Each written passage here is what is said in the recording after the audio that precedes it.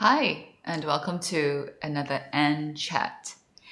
So, today I wanted to muse about the question of whether we are performing or living our life. Okay, so performing versus living. Okay, so what do I mean by that? Let me start with a story. So, in my 20s, during the time when a lot of my friends were getting married, I had a few opportunities to give speeches. When my close friends were getting married, I was often the one tapped to go and say something during the reception, right, about the bride. Maybe it's because I have a I have a gift of the gab, I enjoy telling stories. So here's the thing I noticed every time I had this job to do, right, which was that at a certain point of the reception, I had to go up to the podium, go on stage, and deliver this speech. So here in Singapore, where I am, and when often the wedding reception, especially if it's a Chinese wedding reception, there are multiple courses, and when we plan a wedding reception, in terms of the sequence of events, it's often tagged to, at which dish. So is it at the appetizer dish, something happens, and then maybe the second and the third dish. So I think usually when it comes to my turn to give a speech, it's probably around the time of the third dish, second or third dish, out of maybe eight dishes, okay? So 8 servings. And here's the thing, I actually love the first course of cold cuts and appetizers.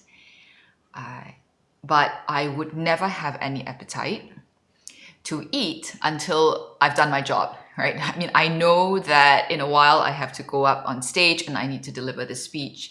There's a performance I need to do, in a way. And there's no appetite. In fact, I usually will feel even a little bit queasy. Maybe it's a bit of the butterflies that we feel before you need to go on stage. A little nervous. There's all this pent up energy, right? And then I go up and I give the speech. And then as soon as I come back down to my table and I sit down, I will just feel so hungry. And I'm just so happy that my job is done, the performance, kind of like, is over and I can eat. And it's almost like my body, at that point can relax and can tell me that, it's time to eat. So it got me thinking. I mean, not back then, but recently when I'm musing about how we live our life. How often do I live my life like I have a performance to do, and therefore, I can't really relax. I can't really eat. I can't rest and digest.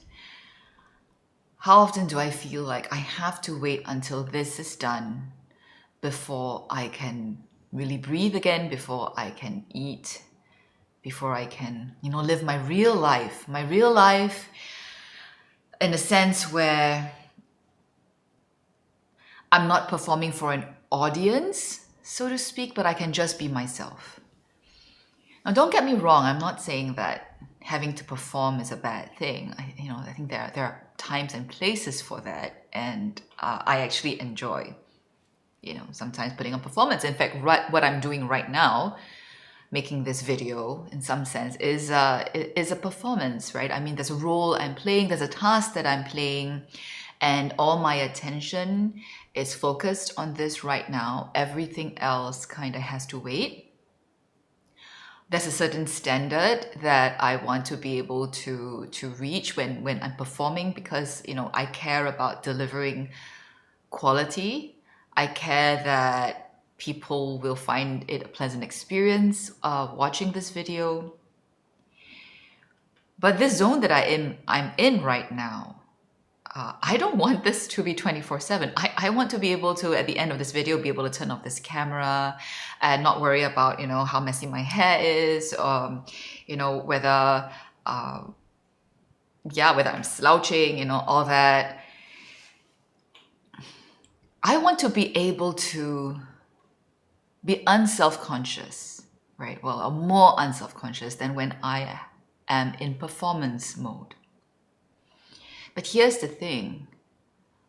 I think that a lot of time, even when no one is watching, like even when I'm not really on stage or even when the camera's not on, I live my life like I have to impress somebody. I have a role that I feel I need to play, whether it's good daughter-in-law, good sister-in-law, good sister, somebody who has now maybe a bit of a public presence, someone who gives talks on faith formation, on drawing closer to God.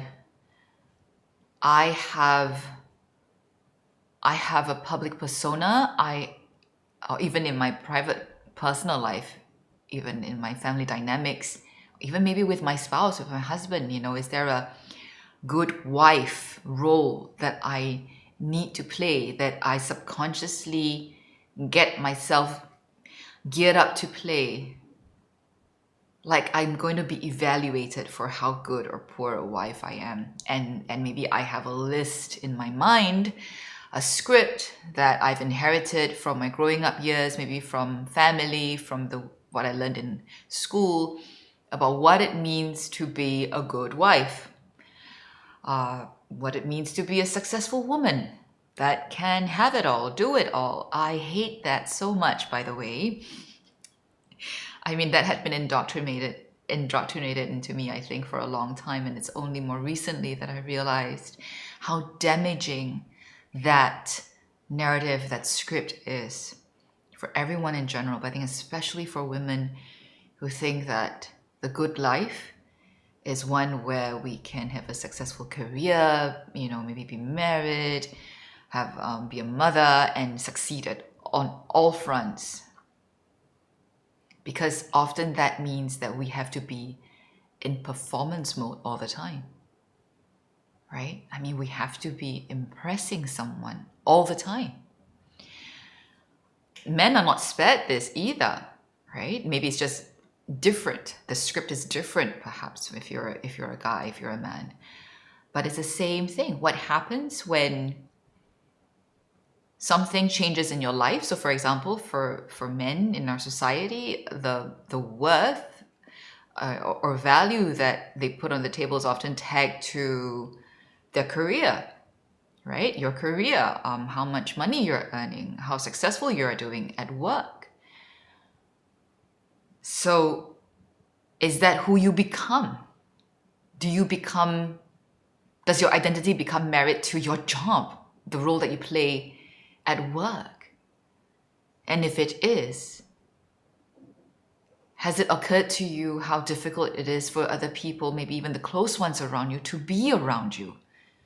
Because they have to be in relationship with a role, with someone who is maybe, I don't know, a teacher, someone, who is CEO, director, whatever it is, that role that has become your identity, that maybe even when you come home and, it's time to just be yourself and be in relationship with your spouse, with your children, you're still operating like, teacher, like boss, like director, like preacher, I don't know, whatever that is. Speaking for myself, and all my memories of growing up as a child and now as a wife, I don't enjoy that when the people in my life, when the men in my life, when my father or my husband come home and cannot snap out of that performance mode, that role that they have to play. I think we all intuitively long to relate to one another, just as who we are as human beings. There is an essence deeper, more precious than any role we can play. And when we cannot get out of that performance mode in our life, what's at stake? We lose touch with who we are apart from all these tasks that we need to do. We constantly strive. And not just for ourselves, we often will end up wanting the people around us, the people we care about, to strive. Strive for what? Strive according to some script that we have inherited that we often are not even fully aware that we are operating out of. A script that tells us what it means to be successful, to be praiseworthy, to be honorable, to be powerful.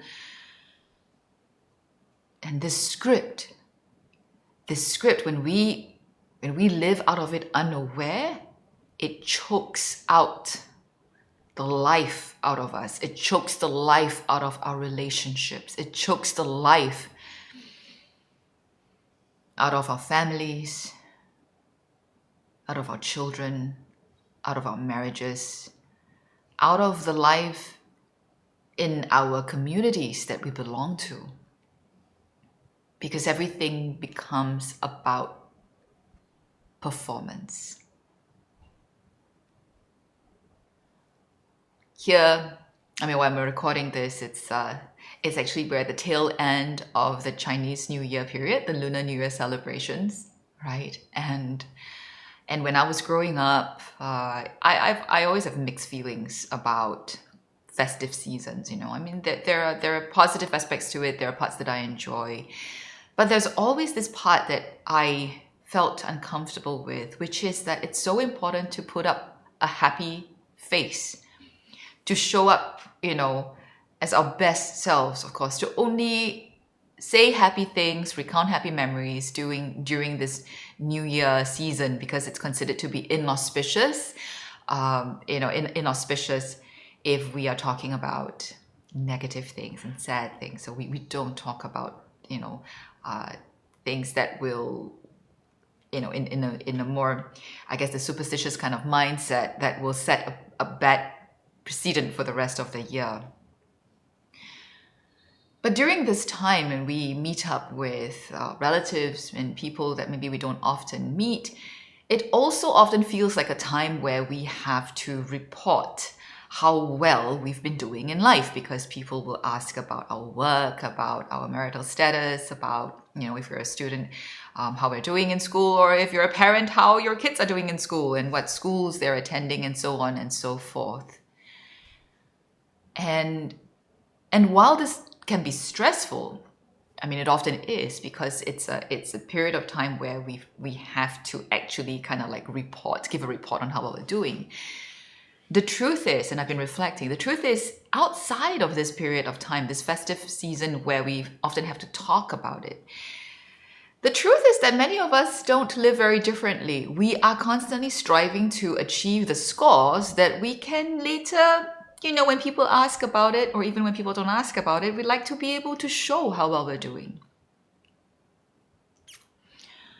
And the irony is this tendency to perform is not just confined to worldly pursuits. When I say worldly pursuits, kind of like where, let's say, you are after promotion at work and you want to be able, you want to compete. You have to compete, and so you compete with your colleagues, to outshine them, so you'll get that promotion, so you'll get that raise. I speak as a person of faith, and my work actually often is about the spiritual life. And you'd think that the spiritual life and the life of faith is about being real, being authentic. It's about cultivating awareness and, an intimacy with the divine, with God, learning to love our neighbor as ourselves. You'd think that in this realm, we can escape, or maybe not fall into that trap of performance rather than living. because the spiritual life is really about stripping away the illusions and being true, right? Being our true selves and relating to one another as true selves, authentically, deeply. But here's the thing. Very often, even among people who are starting to take the spiritual life seriously, or have already been taking their spiritual life seriously, or their faith spiritually. I say or faith because not everyone who takes their faith spiritually is necessarily taking their spiritual life seriously, because there's a way, especially particularly in my tradition, where people can understand having serious faith as a matter of practices that can be done and seen externally, and not so much yet about cultivating an interior life or interior disposition or inner transformation, which is what the spiritual life is actually about. But I'd say even in both cases, whether it's a matter of external practices that can be seen and we think there are check boxes that we can check off and therefore perform and be a good Christian, from, let's say, a good Catholic, someone that people will go, oh, very good, look at her, she is she takes her faith seriously, she checks all the boxes for what a good Orthodox Catholic should be. And I'm saying this for myself, to take myself a little less seriously, because I can tell you for almost my whole life, that was the person I've been trying to be. Okay? That's the person I've been, that person that, without me even fully knowing, the script I have is I need to be score an A+ when it comes to my faith, because I take my faith seriously. So let me find out what it is, what I need to believe, what I need to do, and I'm going to do it to the best of my ability so that I can get an A+ on that report card. Now, even when my focus shifted more interior, that means I began to understand that there's a spiritual journey to this. There's an interior transformation, not just the external doing that is important. I couldn't help myself. I still went into performance mode, right? My pursuit of holiness, my pursuit of wanting to surrender more fully to God. All these are good things. All these are wonderful things. But I didn't know. I didn't know what it meant to be real in all this, because all I knew, the only script I knew in my life, was to perform, was to impress, was to strive to impress. And in this case, who was I striving to impress? Let's not even just talk about other people. Maybe there's a bit of that. I'll be honest enough to say a lot of my self-worth has always relied on the affirmations that I can receive from the people that matter to me. Okay, so there's some level of performing for others, but I was performing for God as well. And there was a time when I thought that was a wonderful thing, to perform for God. That it was striving about performing before God and only caring about what He thinks and not what anybody else thinks. But here's the thing. Let's go back to the mindset, the heart set, okay? The way our whole body feels when we are in performance mode. I'm striving to impress. I'm striving to gain approval. I'm not at rest. I cannot just be. I cannot believe that if I fail in this performance, when I'm switched off, when I'm in a mess, when I am not giving my best, when my worst come out, that I can still be held and loved completely, that I can just be myself. What that means is that I had pursued even my spiritual life in a way that is antithetical to me being human and living my life. Okay, so that's performance, right? That's performing. It's very tiring. It's very tiring when we're performing your whole life. And sometimes this doesn't catch up to us until we're a lot older. We can be doing good, meaningful things in performance mode. And one day it's going to catch up with us. Our bodies may not be able to hold up, or the most important relationships in our life will break down to a point where it's hard to salvage. And it's sad, isn't it, if we have to wait till that point to realize that we have not been living our life. But a lot of times it's those crisis points that give us an opportunity to turn around and ask ourselves, is this the life I want? Am I living the life that I want? Or am I just performing? And if I'm performing, is it worth it?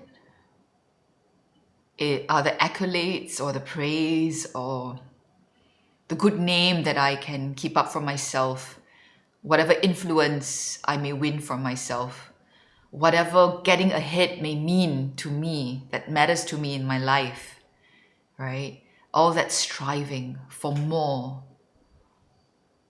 for a better performance. Will it matter when I'm alone? Will it matter when I'm ill and sick? Will it matter when I'm on my deathbed, which will inevitably come? Would that performance have mattered, or would I have felt that I've lived my life and known what it means to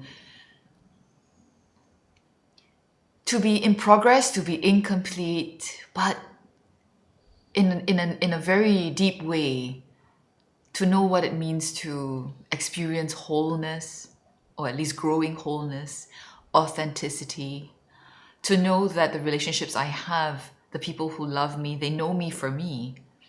And they may struggle with my shortcomings, but they have come to accept me for me, and they love me for me. They like me for me, even if there are times that they can't stand me, and vice versa. That the people that I care about, there are times I can't stand them, and there are times I don't like them. But in a deeper way, I still love them, and I still like them.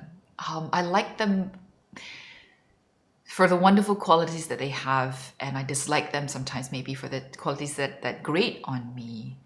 But I'm in relationship with them, and it's so wonderful to have friends like that. It's so wonderful to be with your family like that.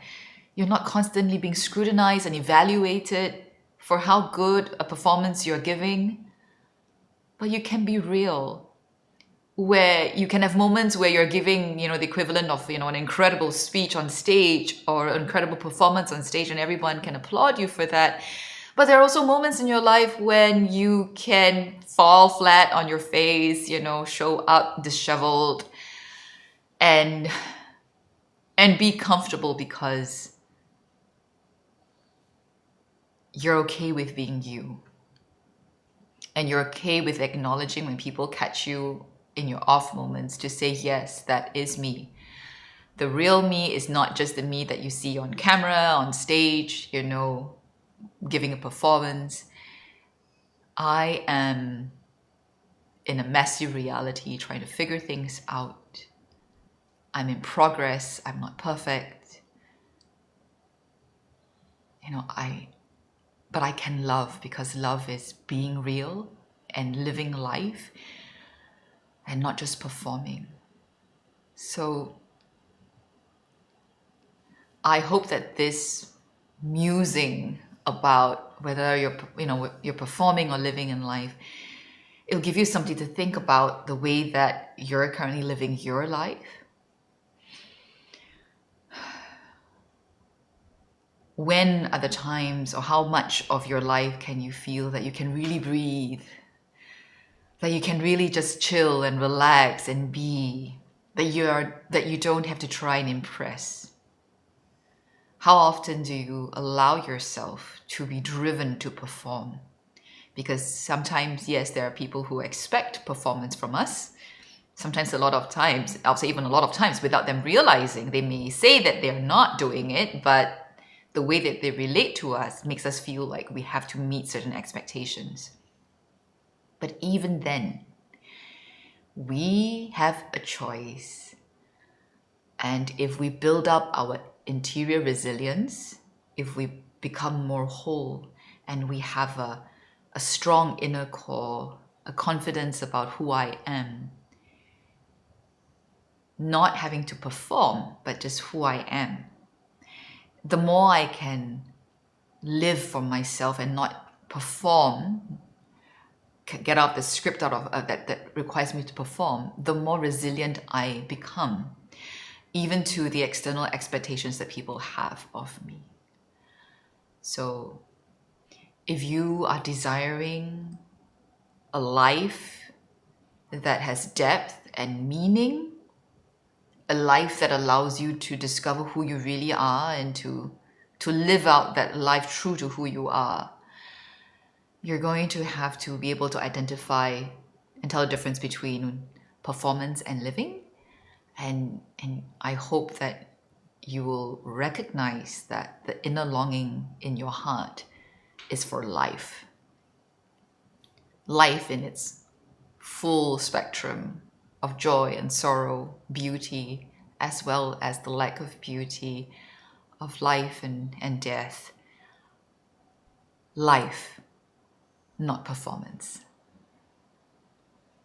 God bless, and I hope this holds you to our next Chat.